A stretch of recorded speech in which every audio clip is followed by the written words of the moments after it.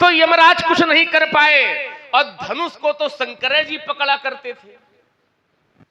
तो जब यमराज वहां कुछ नहीं कर पाए, तो फिर धनुष तोड़ने वाला धनुष तोड़ने में सफल कैसे हो गया? जब यमराज सफल नहीं हो पाए बालक के प्राण लेने में, तो तोड़ने वाला शंकर जी का धनुष तोड़ने में सफल कैसे हो गया? इस पर यदि आप चिंतन करेंगे तो कहीं ना कहीं कुछ निष्कर्ष मिलेगा, निर्णय मिलेगा, और आपको लगेगा कि कोई पथ गलत आप पकड़ रहे हो। धनुष तोड़ने वाला शत्रुता का पात्र नहीं है, धनुष तोड़ने वाला मित्रता का पात्र है। हमारे कहने का भाव, ये कथा इसलिए हमने बताई कि शंकर जी का धनुष, और शंकर जी ने नहीं रक्षा की। शंकर जी भगवान है, और जब शंकर जी ने रक्षा नहीं की तो शंकर जी का धनुष और उन्होंने नहीं रक्षा की, तो तुम महाराज बेकार 3-5 कर रहे हो। धनुष टूटा है, जनक की कन्या का विवाह हो गया है। किसी कन्या का विवाह हो जाए ये तो बड़ी अच्छी बात है, मांगलिक कार्य है, धार्मिक कार्य है। धनुष टूटा है, सब प्रसन्न है, और जब सब प्रसन्न है तो आप महाराज प्रसन्न हो जाओ, मार काट की बातें काहे कर रहे हो? अच्छा, धनुष एक ने तोड़ा है, लेकिन परशुराम जी का नियम है कि मारे सब जाएंगे राजा। लेकिन हमने तो नियम यही जाना है कि कर्म प्रधान विश्व करी राखा, और जो जस करे सो तस फल। जो जैसा करता है उसको वैसा फल प्राप्त होता है। तो कर्म एक ने किया, और सीता भी एक को मिली है। धनुष एक ने तोड़ा, कर्म एक ने किया, तो सीता ने जयमाल भी एक के गले में ही डाली है। तो जब कर्म एक ने किया है, सीता भी एक को प्राप्त हुई है, तो फिर मारे सब काए जाएंगे, किन्नत मारी गई है सब राजा। हमें ऐसा लगता है कि धनुष से आपको ममता है। हमने तो अपने बाल्यकाल में बहुत धनुइयां तोड़ दी, तब आपने कभी ऐसा क्रोध नहीं किया, बहु धनुही तोरी लरिकाई, लेकिन कबहु न अशरीष कीन गोसाई। तो क्या इस धनुष से आपको ममता? और यदि ममता है तो उसका हेतु क्या है, उसका कारण क्या है? यही धनु पर ममता के ही हेतु, इस धनुष पर आपकी ममता का हेतु क्या है, वह मैं जानना चाहता हूं। और चाहता ये हूं कि जो लोग दूर बैठे हैं वो लोग थोड़ा पास में आ जाएं तो ज्यादा अच्छा लगेगा, है ना? आप लोग भी थोड़ा आगे आ जाओ, है ना? पीछे वाले आप लोग भी कुर्सी उठा करके यहाँ आ जाओ तो ज्यादा अच्छा लगेगा। हमें भी लगेगा कि हमारी बात 100-200 लोग सुन रहे हैं। क्योंकि जब बैठने हैं तो भगवान के जितना समीप में बैठा जाए, है ना? सर्दी है ये बात ठीक है, लेकिन अन्य लोग भी बैठे हैं, दूर वाले थोड़ा पास में आ जाए, है ना? सुंदर वातावरण बने, बढ़िया बोलने में भी लगेगा और सुनने में भी लगेगा, है ना? तो कहना हमारा काम है, करना न करना आपका काम है, आपकी इच्छा पर निर्भर है। और इसी सुंदर प्रस्तुति में आप हमारे आदरणीय श्री आत्माराम जी ऊंचा वाले लक्ष्मण की वार्ता को बड़े ध्यान पूर्वक लोगों ने सुना है। एक चिंतन लक्ष्मण का निकल के आया कि भोलेनाथ तो सब पर कृपा करते, सब पर कृपा करते, और लक्ष्मण ने पढ़ा भी कि कर्पूर गौरम करुणा अवतारम, भगवान शंकर तो करुणा के अवतार हैं, अर्थात थोड़े में प्रसन्न हो जाते हैं। ये कोई आवश्यक नहीं है। विचार करना, जो अर्धाली जो चौपाई तुमने पढ़ी है, आस्तोष तुम अवधर दानी, आरती हरऊ दीन जल जानी, उस स्थान पर जरा पहुंचो। ये किसने कहा है? ये कहा है दशरथ ने। आस्तोष तुम अवधर दानी, आरती हरऊ दीन जन जानी ही, ये दशरथ जी शंकर जी से कह रहे हैं, लेकिन शंकर जी वहां कृपा नहीं कर रहे हैं। विचार करना, शंकर जी की कृपा दशरथ के ऊपर नहीं हो रही है। कह रहे हैं वो दशरथ, आस्तोष तुम अवधर दानी, आरती हरऊ, हमारे कष्टों को हरण कराओ। आरती माने कष्ट। विचार करना, इसका हरण करो। तो क्या शंकर जी ने हरण किया? नहीं किया। और आप हमारे आदरणीय श्री आवश्यक नहीं है लक्ष्मण, है ना? ये कोई जरूरी नहीं है। तो जो तुमने उत्तर दिया है उसी उत्तर में सीधा है कि जो व्यक्ति ये कह रहा है उस व्यक्ति के कष्टों का हरण शंकर जी नहीं करते हैं। हर व्यक्ति के कष्ट का हरण शंकर जी करें, ये कोई आवश्यक नहीं है। अच्छा, चौपाई भी तुम पढ़ रहे हो, कर्म प्रधान विश्व करी राखा, जो जस करई तो जब जो जस करे तो तस फल चाखा, तो उसमें शंकर जी क्या करेंगे? समझो, जब कर्मों का भोग तुम्हें भोगना है तो फिर उसमें शंकर जी क्या करेंगे? कुछ करेंगे? नहीं कर सकते हैं। जब कर्म का दंड कर्म के भोगों के अनुसार भोगना पड़ेगा तो उसमें शंकर जी क्या कर सकते? कुछ नहीं कर सकते। जो जस करे तो तस फल, जो जैसा करेगा वैसा उसे फल भोगना पड़ेगा। तो तुम तो दोनों बातें कर रहे हो, एक बात करो, है ना? या तो ये शंकर जी की बात करो और या तो कर्म प्रधान विश्व करी राखा वाली पढ़ो, तो तुम्हारी बात सही हो जाएगी। विचार करना, चिंतन, अच्छे लोग बैठे हैं, चिंतन करना है। तुमने मार्कंडे की कथा सुनाई, तुमने कहा कि शंकर जी के मंदिर में मार्कंडे जी शंकर जी को पकड़े हुए हैं और शंकर जी के मंदिर में जाने का यमराज को भी अधिकार नहीं है। विचार करना। तो फिर शंकर जी के धनुष को धनुष तोड़ने वाले ने कैसे तोड़ दिया? आप जरा विचार करना। सब लोग बुद्धिमान हैं। जिसने शंकर के धनुष को तोड़ा है, क्या वो यमराज के समान है? वो तो भाई आज जरा चिंतन करिए। जिसने शंकर के धनुष को तोड़ा है, क्या वो यमराज की तरह है? हाँ या ना? नहीं है। तो तुम्हारी दृष्टि में नहीं है, लेकिन लक्ष्मण की दृष्टि में धनुष तोड़ने वाला यमराज की तरह है। आज चिंतन करो। जिसने भी मैंने तो देखा नहीं है, मैं उसको जानता नहीं हूं कि किसने धनुष तोड़ा है, लेकिन आप लोग जानते हो किसने तोड़ा है। आप लोगों की दृष्टि में हो सकता है वो परमात्मा हो, क्यों? हो सकता है भगवान हो, लक्ष्मण की दृष्टि में भी परमात्मा हो सकता है, मैं ये कह रहा हूं। लेकिन परशुराम उसे नहीं जानता, लेकिन यमराज की समानता धनुष तोड़ने वाले से हो रही है। विचार करना। तो लक्ष्मण ने कहा फिर धनुष तोड़ने वाले ने कैसे शंकर के धनुष को तोड़ दिया? अर्थात इसलिए मैंने कहा था, राम ने हमसे बताया था कि शंकर के धनुष को तोड़ने वाला यमराज नहीं है, आपका कोई दास है। समझो, राम कहते हैं पंडित जी आपका कोई दास है, और लक्ष्मण कहता है वो यमराज है। कितना बड़ा अंतर है दोनों में। तो दास यमराज कैसे हो सकता है और यमराज दास नहीं हो सकता? क्योंकि काल जो होता है वो किसी का सेवक नहीं होता, काल जो होता है वो किसी का दास नहीं होता, क्योंकि काल का काम है भक्षण करना। क्या करना? भक्षण। और जो भक्षण करता है वो किसी का सेवक नहीं हो सकता है। विचार करना। तो लक्ष्मण का जो चिंतन है वो यमराज से समझौता कर रहा है। तो बात थोड़ी कम समझ में आई है, इसमें लक्ष्मण हमें समझाएगा और तुम लोगों को भी समझाएगा, है ना? तब समझेंगे इस बात को।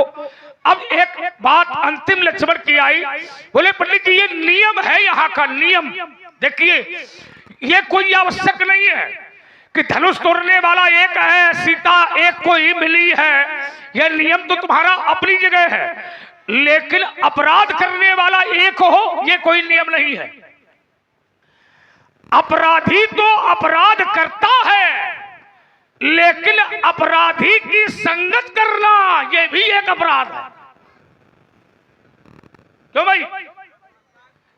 है ना भाई? अपराधी तो अपराध कर रहा है, लेकिन अपराधी की संगत करना भी अपराध है। यदि अपराधी अपराध करके आपके घर में आ जाए और तुम उसको शरण दे दो, उसको घर में जगह दे दो, उसको छुपा ले, तो क्या तुम अपराधी नहीं हो? अपराधी हो। तो अपराधी की संगत करना यह भी अपराध है, अपराधी को छुपाना यह भी अपराध है, अपराधी का साथ देना यह भी अपराध है। और अपराध करो चाहे न करो, यदि करने का प्रयास किया तो भी अपराधी माना जाएगा।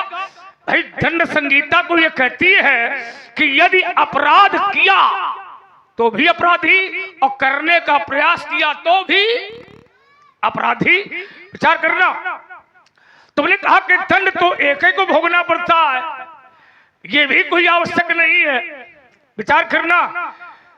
जिस घर का मुखिया बिगड़ जाता है उसका परिवार अपने आप बिगड़ जाता है। जिस घर का मुखिया बिगड़ेगा उसका परिवार बिगड़ेगा।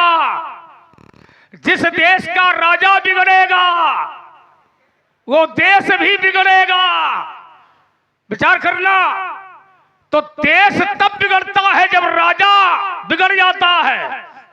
यदि महात्मा बिगड़ जाएगा तो चेला को बिगड़ने में कितनी देर लगेगी। विचार करिए।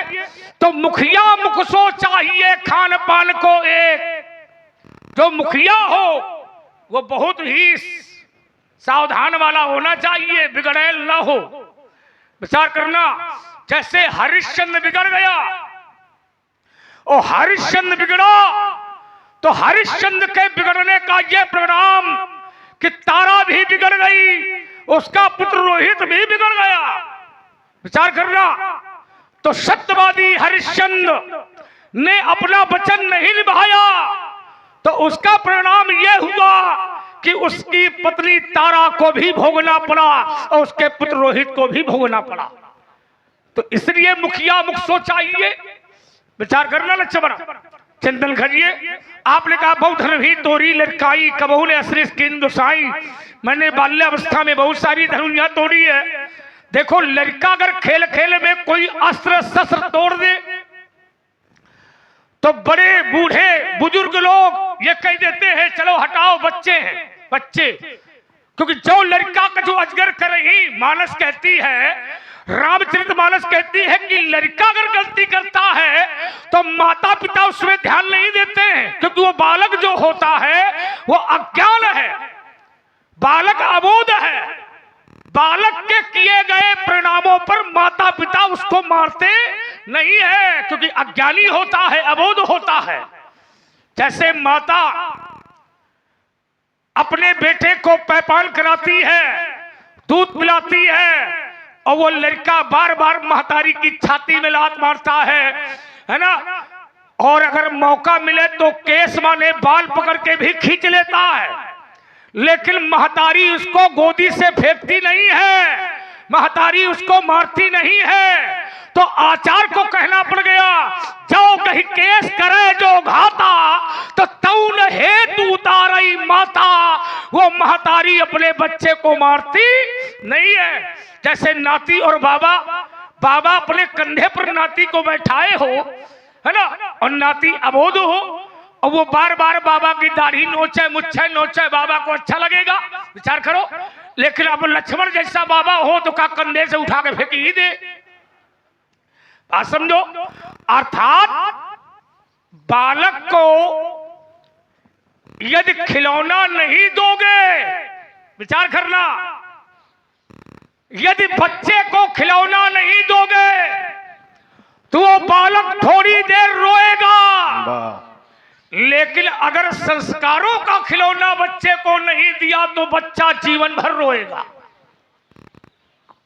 तो भाई सही है कि गलत?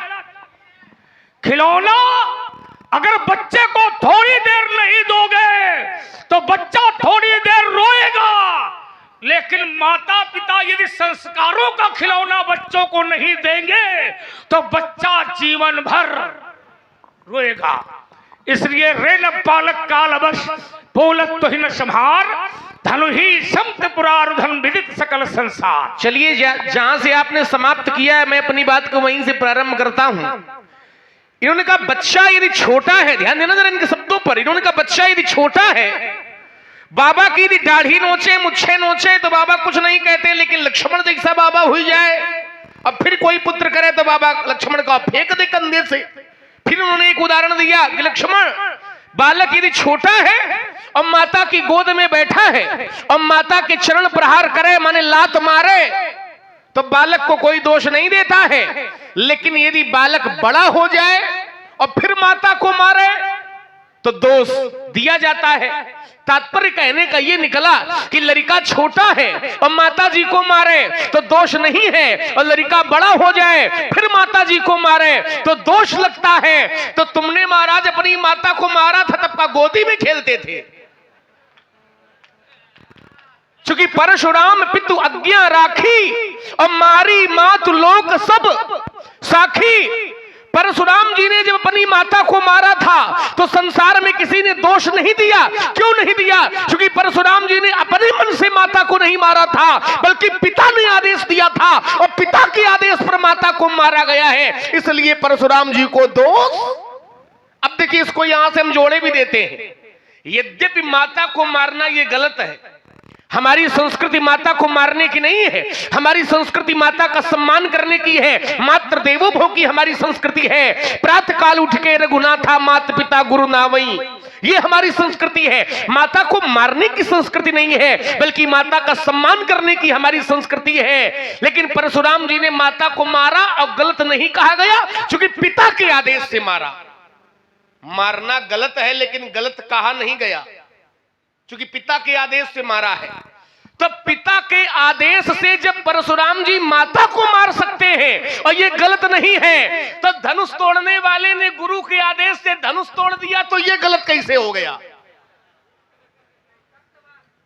कहा भैया सही है कि गलत? जैसे ये पूछते हैं, है ना? गलत हो तो हाँ बता देना। जब पिता के आदेश से माता को मारना सही है, तो फिर गुरु के आदेश से धनुष तोड़ना ये गलत कैसे हो गया? फिर ये शत्रु कैसे हो गया? फिर ये सो बिलगाओ बिहाई समाजा तुम्हारे जी है सब राजा की विधा क्यों? विचार करिए जरा। एक बात। दूसरी बात, अब जो इन्होंने चिंतन दिया, बोलना है कुछ?